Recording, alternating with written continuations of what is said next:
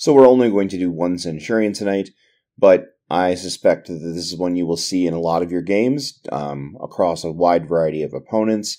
It's really powerful, and it's definitely one worth talking about and exploring. Maybe it deserves to have an episode all on its own. And it's the Chaplain, and the Chaplain was super popular last edition.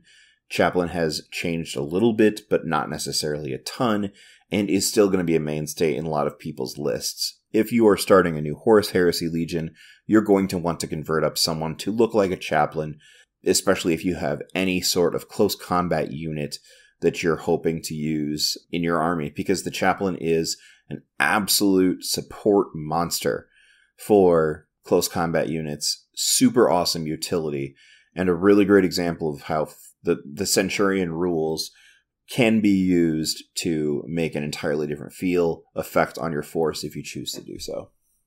So the Chaplain does add a few special rules.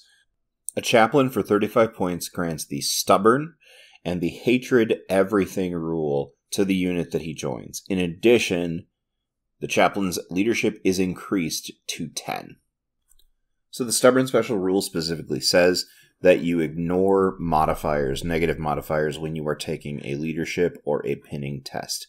So what this means is that if the Chaplain's in the unit, then you can use the Chaplain's leadership, and that means a leadership 10 test, basically no matter what, if you're getting pinned or whatever. I believe this interacts with night fighting, prevents that negative from happening. If you're badly losing combat, testing on 10 anyway, it's a great ability to have. It means that the Chaplain's unit will very likely not be breaking or running.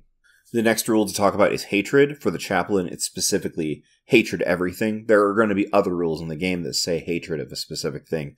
It might be independent characters, it might be infantry, whatever. In this situation, Chappie hates them all. In the first round of combat, when either the squad has been charged or charges itself, this squad can re-roll all failed hits in the first round. And that is a huge force multiplier.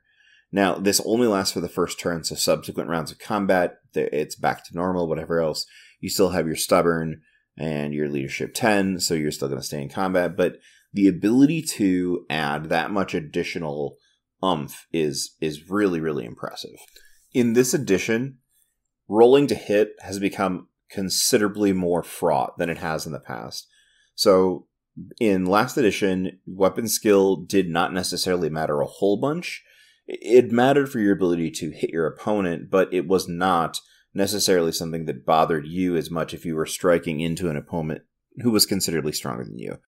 But now, as we've talked about several times before on this podcast, if you are striking at an opponent who has a higher weapon skill than you, then you lessen your likelihood to strike them back by a -1, seemingly. So typically, instead of if you're even, it's a 4+. If they're higher than you, it's a 5+. That is a significant change in the likelihood for you to be able to strike things. And, you really, really want to be able to hit so that you can cause wounds. So let's talk about one example of where you might let's talk about the combat potential of a specific squad. So let's say we're talking about 10 tactical marines, and they have chain bayonets, and they have been charged.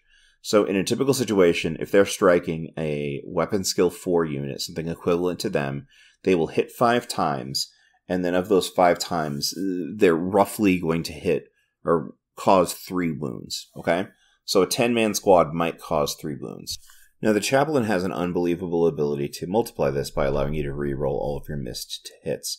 So, going back to the start, if we take those 5 misses that we did before, on average, we're going to hit 2, maybe 3 times out of those 5 on the re-rolls. So now we're about at 8 hits. And now we're looking at roughly 4 or 5 wounds instead of 3, which is a significant difference in overall ability to hit. Now, that is just if we're talking about basic old tactical marines. Imagine if we were talking about something fiercer. Imagine instead if we're talking about a Dark Angels Knights Cenobian squad, five lads with the Tyrannic Greatswords. We're looking at 11 attacks there, at hitting probably, They're weapon skill 5, and the sergeant equivalent has a weapon skill 6. So we're going to assume they're hitting roughly 2/3 of the time. That hit gets us to about 7 hits. Of those 7 hits, because the weapon's strength +2, likely we're looking at wounding on a 2+. So we'll go ahead and say 6 successful wounds, some of which we're hoping will be murderous strike, but whatever. 11 attacks, 6 successful wounds. That sounds pretty good. With a Chaplain, those 4 misses can be converted pretty reliably into at least 2 more additional hits, and then we're talking about even more wounds and even more chances to trigger that instant death. It's really, really useful also to put it on other units, like Chaplain in a squad of 6 Golden Keshig. The Golden Keshig have the Kantos Power Lances that are so devastating, but you only get 1 strike apiece. Being able to make sure you get a reroll on that to make sure that they land is really, really important, really, really valuable. A sidebar here, and for the rest of this video, will be the fact that my dog could really use a Chaplain as an attached character. There is apparently a deer or 2 in the backyard, and they are scaring her, so she's hiding under the table. If you hear any animal sounds, it's fear and flight from prey in my backyard. Man, wouldn't it be great to have that leadership 10, Hazel? You would really appreciate it. The Chaplain gets 1 additional perk, which is a slight variation on the way things worked before.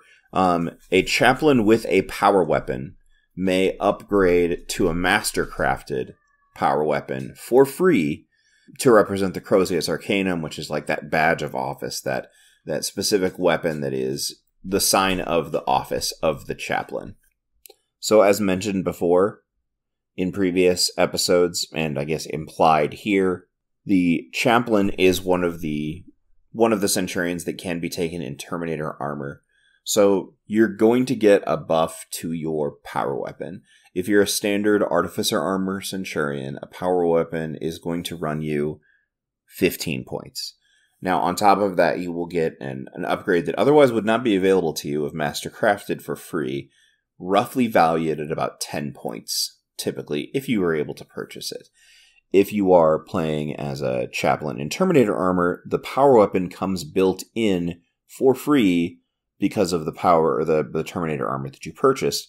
So in that case, then you can just mastercraft that thing, no problem. But, of course, the Terminator model is more expensive. Now, I am currently looking at page 137 of the Liber Astartes book, and the power weapon section has the power sword, the power axe, the power maul, and the power lance sequestered off by itself. All these weapons are counted as power weapons for the rules that affect such weapons. A model that is eligible to select a power weapon may take any of these weapons included in this profile. The basic understanding, these are the 4 weapons that a Chaplain can take as a Crozius and can use in that regard. Now, there are other weapon options that you can take. A power weapon is 15 points. For 10 points more, for 10 theoretical value points, you can mastercraft it, but you don't actually have to pay that. This is something that's that I've been thinking about. So you can buy for 15 points that power weapon, probably an axe, depending on your legion, whatever else, maybe a maul. If you really, I don't know. I'm not sold on power mauls, but there's some people who love them. The other option, though, is a power fist. Now, let me explain this. So first of all, the way the rule is written, you cannot mastercraft your power fist as part of your Crozius Arcanum. You just can't do that, because it is not considered a basic tier power weapon. Now, that being said, the question is whether we care. So, Chaplains give hatred, and that means, again, to call back, in the first round of combat, whether they're charged or they charge, you get to reroll all misses. The point of the mastercrafted weapon is to reroll 1 miss. So in any situation, if you're using one of those weapons and you've purchased the free upgrade, you aren't getting to use it in the first round of combat because you don't need it, because you have a rule that is better than 1 reroll. You get all rerolls. So you get to just forget about that. Now, the essential value of that mastercrafted power axe, I suppose, is roughly 25 points, because it's 15 points base plus 10 points for the upgrade. The other thing that is 25 points is just a power fist. And a power fist brings with it the ability to, instant kill most base marine models. Admittedly, you're striking at initiative 1, but if you were bringing a power axe, you were already striking at initiative 1. It's got the same AP value, so you're going to crush AP 2 just like you would with the power axe. Only now you have the ability to instant kill. It's 10 more points. Is it really that big of a deal? I don't think you're necessarily going to always get the value that you want out of that mastercrafted, and so I think I would strongly consider doing this. It's only a 10-point upgrade if you are a Cataphracti or a Tartaros Centurion, because, you already have that built-in money that you've spent, the built-in points you've spent to get that power weapon in the first place.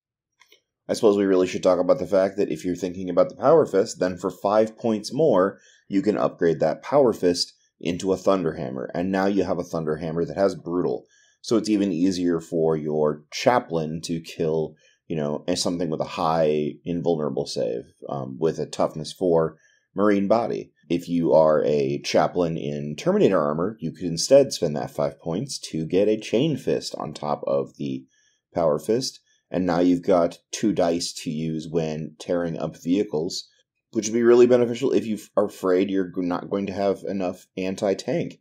So,